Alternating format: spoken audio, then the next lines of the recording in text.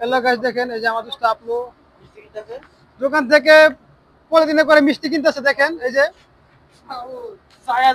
পলিথিনের ভিতর মিষ্টি। দোস্ত, মিষ্টি কয়টা কিনছো? মিষ্টি যতটা কিনছি সেটা বড় কথা না, বড় কথা হচ্ছে আমার গার্লফ্রেন্ডের বিয়া। আচ্ছা, সবারই মিষ্টি খাওয়াবো। আমার দোস্ত গার্লফ্রেন্ডের বিয়া আজকে। বিয়া কবে দোস্ত? কালকে? হ্যাঁ, বিয়ে কালকে। কার উপলক্ষে জানেন? আমার দোস্তর বিয়ে। তার গার্লফ্রেন্ডের বিয়া, সে উপলক্ষে সে আমাদেরকে মিষ্টি খাওয়াচ্ছে গাইস। বাবা, এই মিষ্টি হাত তরফ থেকে। এই মিষ্টি কালকে আমার বাসায় বিল্ডিং এ ছাদ হবে, সেই তরফ থেকে তাই মিষ্টি খাওয়াইতেছে। আরেকটা কথা হচ্ছে, তার গার্লফ্রেন্ডের কিন্তু আগে আরেকটা বিয়ে হয়েছিল, এখন এই লাস্ট আরেকটা হতেছে। কোনো সমস্যা না, আমার বন্ধু কিন্তু মন অনেক শক্ত করে নিয়েছে।